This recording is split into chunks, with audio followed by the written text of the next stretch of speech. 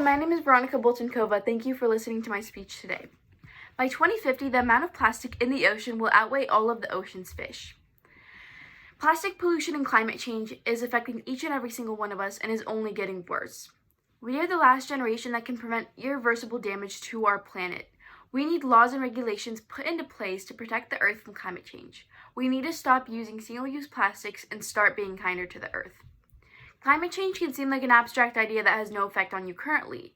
Nevertheless, it is becoming a more and more prevalent issue. A great deal of warning signs have been set off, and yet we have neglected to acknowledge them.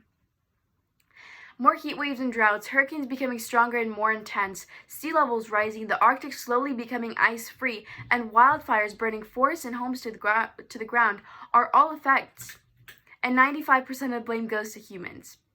The burning of fossil fuels, landfills, and single-use plastics are the leading factors to the emission of greenhouse gases. The greenhouse effect is the main constituent to climate change.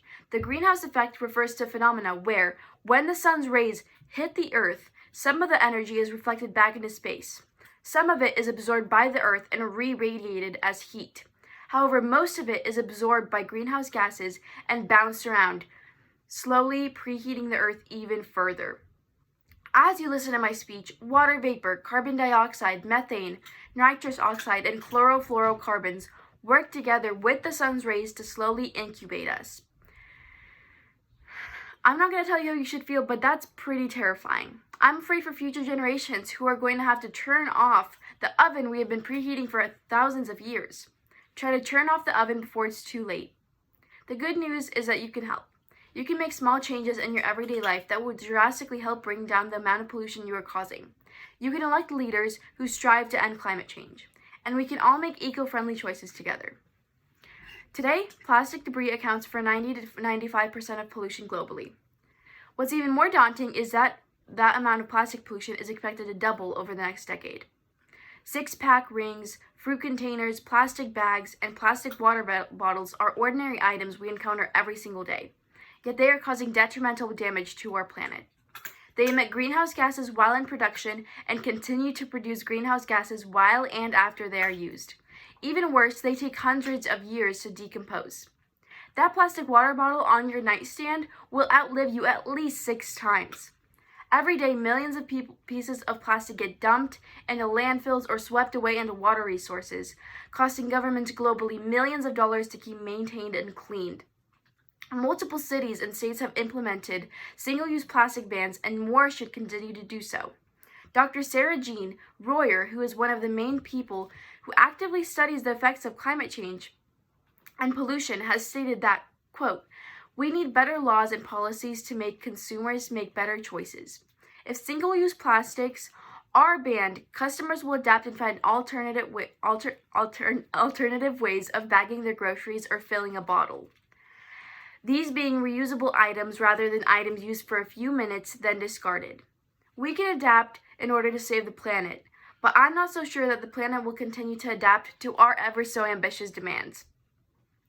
And in order to do so, we need stricter plastic laws globally, which have been proven to work. For instance, in 2009, Washington, D.C. implemented a 5-cent tax on plastic bags and saw a 72% reduction in number of bags found in waterways and an overall reduction in plastic bag consumption by 85%. Policies and laws can drastically tackle climate change if addressed. We need to actively elect leaders who understand the threat that climate change poses to the human race. Big companies that are extreme pollutants continue to perpetuate from our lack of laws that, if put in place, would ultimately make it illegal for them to further exploit the planet. Another result of plastic pollution is the overwhelming amount of microplastics that can now be found all over the world. Microplastics are extremely small pieces of fibers of plastic, hence the name microplastics.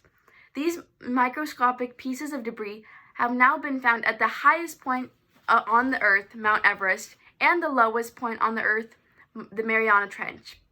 They are in the air we breathe, in the makeup we apply, in the clothes we wear, and in the water we drink. Fish ingest these plastics in the ocean, and the effect in fish is a bioaccumulation and biomagnification of the chemicals, which have shown to cause reproductive issues as well as infertility within fish. Recently, scientists have found microplastics in the placentas of unborn fetuses.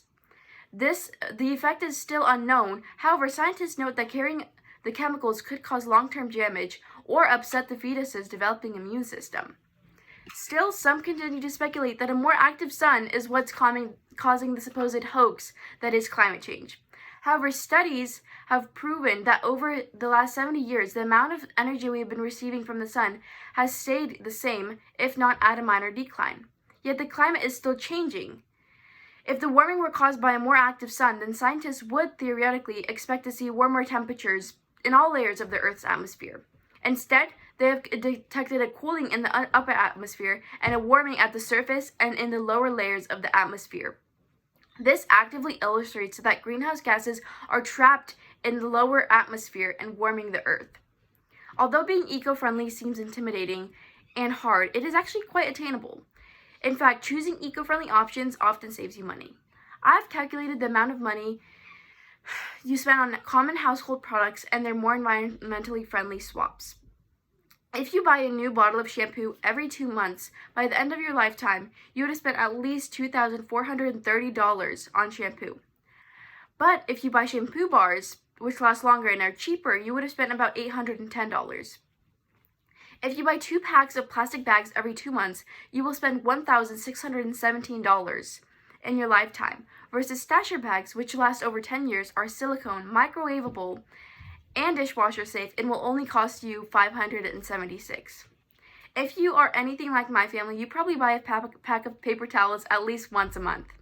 If you buy paper towels consistently over 55 years, you would have spent $10,603 on paper towels in your lifetime. Reusing hand towels and rags will cost you about $124. In your lifetime, you will spend about $10,934 on toilet paper. Buying and replacing a bidet every 10 years will cost you about $1,996. Some of these options are not as convenient as throwing a product away once you're done with it. But at the end of the day, you're being a little bit more kind to the environment. You are preventing more greenhouse gases from being emitted. You are helping stop pollution and so much more. If everyone implemented small changes into their everyday life, we could slowly start bridging the gap between us and climate change. So when are you going to become a true supporter of eco-friendliness?